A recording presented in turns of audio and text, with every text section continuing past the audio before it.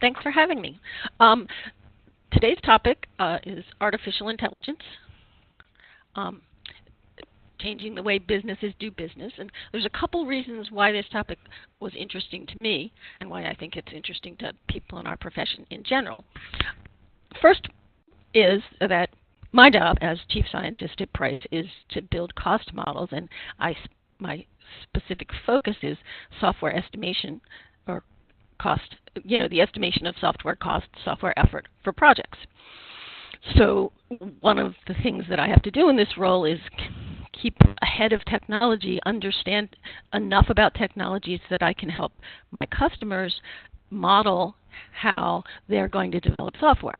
So because artificial intelligence is very software driven, it's important for me to keep up with the technology in general. The other reason that artificial intelligence intrigues me is because, as a data scientist, someone who collects and processes lots and lots of data, the more data that we have, and everyone knows that the world is getting more global, and we have the Internet of Things, we have sensors everywhere collecting data, and the likelihood that people like me whose job it is to analyze data are going to continue to be successful doing that without some really smart computers to help us out is getting smaller and smaller. So artificial intelligence is interesting to me both as a cost estimating driver potentially for software projects, but also just as a data scientist it's interesting. So the agenda for today's presentation, I'll do a brief introduction, talk a little bit about artificial intelligence, talk about what it actually is. Following that, I'll give a brief history of how artificial intelligence has grown through time. So it's been around for a really long time.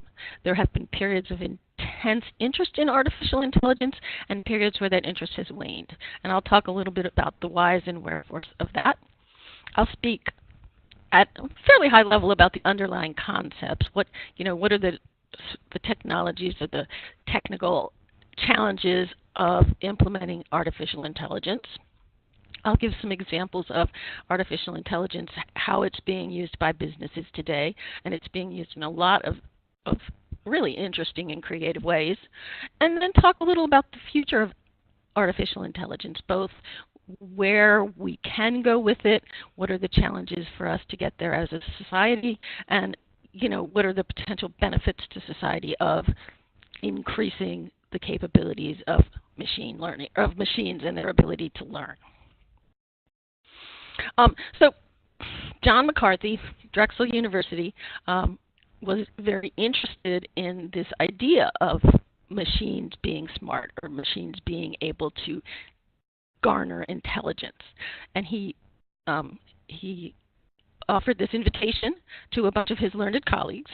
So this is what he said was the mission of the workshop. He was having a workshop in the summer of 1956, attempt to find how to make machines use language, form abstractions and concepts, solve problems now reserved for humans, and improve themselves, the computers he meant. He thought that a significant advance could be made in one or more of these problems if a bunch of smart people got together to work on it for a summer. Well, it didn't quite work out that way. They didn't actually solve any of those problems.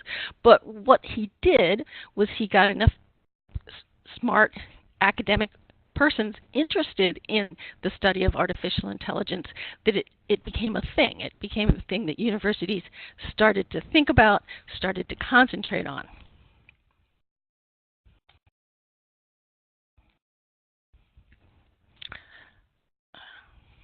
So it's been an on-again, off-again topic for engineers and computer scientists and other professionals since 1956. There's currently a very promising resurgence of the artificial intelligence field, of research in this field. And it's fueled by a couple things. First of all, computers keep getting more and more powerful. So the things that you could do with a computer in 1956 were substantially less than the things that we can do with computers in 2019.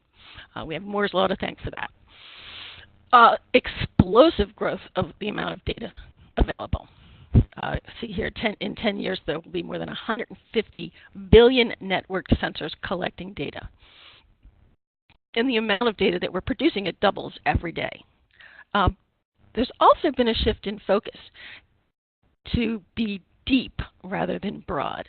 So the artificial intelligence applications that are being used successfully today mostly have not tried to solve every single problem around machine intelligence and computer learning, but have taken a deep dive into one particular aspect of artificial intelligence.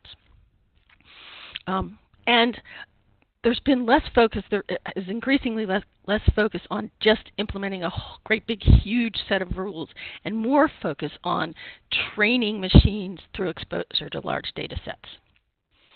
So all of these factors have sort of coalesced and made, not to say that it hasn't been a topic since 1956, but are making it a much more viable area for businesses. It's moving out of, oh, this is an interesting academic thing, into, wow, there are ways that we can create these deep, not broad solutions that are going to help specific aspects of businesses.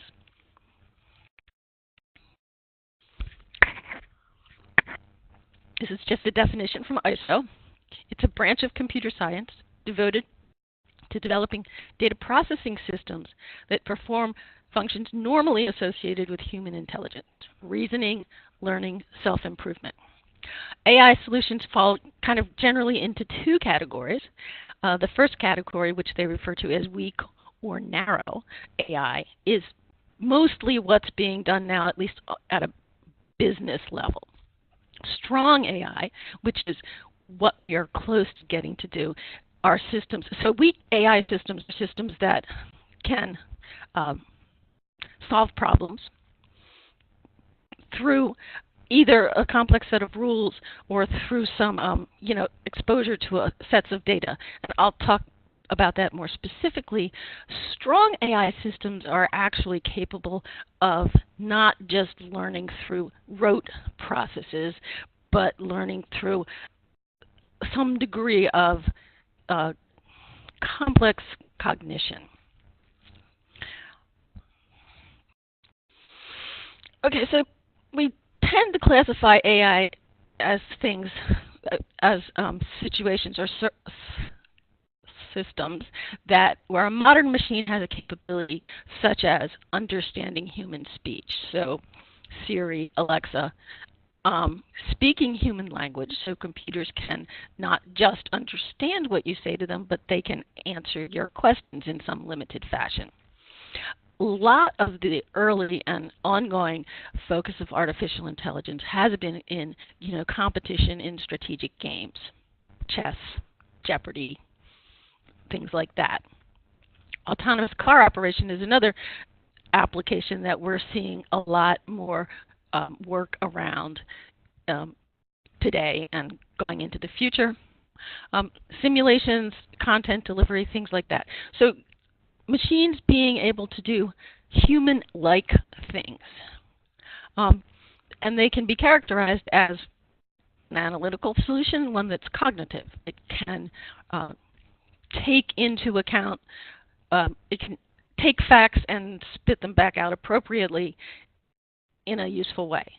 Human-inspired, there's an aspect of emotion built into those systems, and humanized, where both emotional and social considerations are joined with this cognition. So there's lots of stuff going on in the field of AI, and computer scientists, psychologists, mathematicians, information engineers, data scientists, philosophy is part of understanding the way minds work, and understanding not just the way they work logistically, but the way they work in practice, and then certainly linguistics. And lots of different fields are being looked at: reasoning, and